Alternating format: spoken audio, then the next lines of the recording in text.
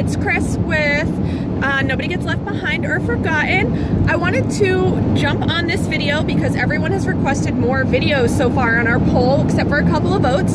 So something kind of occurred to me today and the other day when I was speaking to another friend of mine with a child with special needs.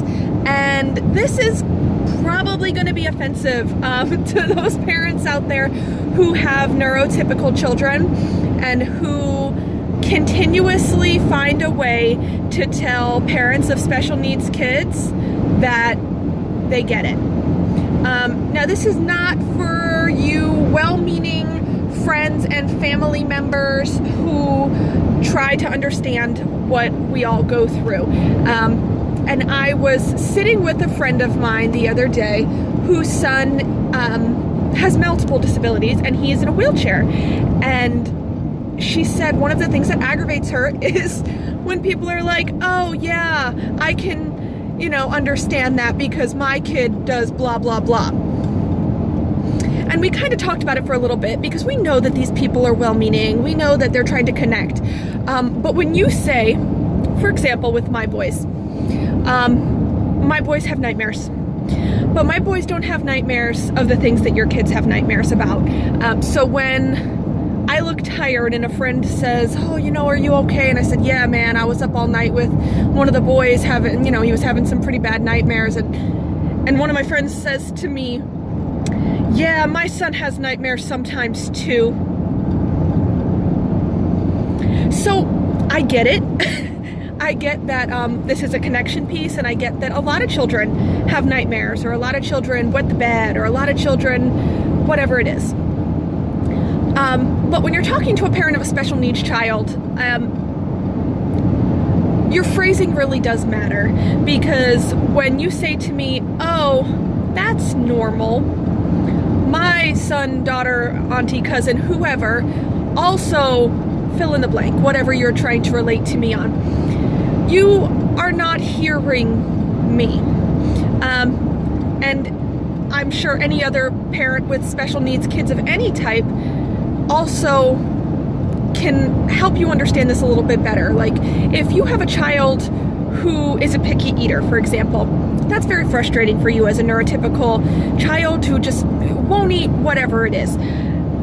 If you then try to relate that to the fact that a child who has, say, a GJ tube, who isn't tolerating their formulas, it's not the same. Your child choosing not to eat chicken nuggets is very different than a child's body that is rejecting the formula that keeps them alive. Your child's childhood nightmares are terrifying for them, and they're scary, and they're all of that. But my child dreams about things that no child should ever have to dream about. And parents who have neurotypical children, you don't get it. You don't get it unless you are absolutely trying to understand where we're coming from. You don't understand. It's not the same. Your children's behavioral issues, your fly-by-night misbehaviors are different than a child with a behavioral disability, with trauma. I mean, with any type of trauma, any child who is subjected to the trauma of foster care, adoption, so many different areas of trauma, of birth trauma, of medical trauma, of, a brain trauma. It is not the same. And this is why being a parent to kids with special needs is so incredibly difficult, because well-meaning people make things so much harder than they need to be. The simplest things of nightmares, eating issues, running out of supplies. For you, it may mean, oh no, you left your binky at home, and that might be the worst thing that could ever happen. But for other children who have, say, sensory issues or autism or, sensory processing disorder or some type of medical issue that requires a certain equipment, it's not the same that you left your binky at home. It's not the same that someone's oxygen tank is running low, or the battery on their machine is not working, or they don't have their noise canceling headphones or their talking device or things like that. It's not the same when a child with autism has their talker and is upset because the battery is dying, and your child has their tablet and they can't watch cartoons. It's just not the same. To a child with autism, a talker, or to any type of, child who is nonverbal, a talking device on a tablet is their communication. That may be the only way that child can communicate his or her wants and needs. So it's not taken very well by me and by lots of other parents that I've spoken to when you relate that to your child's tablet dying and what a big deal that is. Like, we get that that's a big deal to you, but in our world, that's got nothing on the things that we deal with. So just be mindful of your language when talking to a parent with a child of special needs, even if you can't see those needs, because there are plenty of children that are in foster care or have been adopted or have non-visible disabilities or traumas that you don't know about. Just be respectful, ask. I have never met a parent of a child with any type of disability who gets upset when asked a respectful question. I have the most amazing friends who don't know. They just don't know because their children are neurotypical and they're absolutely blessed with beautiful, wonderful, neurotypical, able-bodied children. So they ask, what is it like for you when you XYZ? Would you be able to come to this event with us? What would you need if you came to my home? How could we make it easier for you? Things like that. And we're not asking for specialized treatment.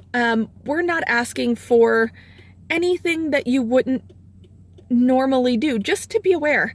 If a child has machinery, that parent may be extra cautious about needing to be by electricity. So going out and about for long hours may not be something that's good for them. That might be anxious the whole time because they're worried about the machinery. For my boys, large crowds is a definite trigger if it's long time, especially in the heat. We have wonderful friends who let us know, hey, we're having this party. We'd love for you guys to come. We just want you to know that this is going to be the situation. I don't know if that's going to work for the boys. Is there anything we can do to make it so that you can come? And we appreciate that. And we know that not every situation is going to work for our kids. We know as parents of kids with special needs that we won't get to do all of the things. We won't get to go to all of the parties. We won't get to participate in all of the events and all of the situations.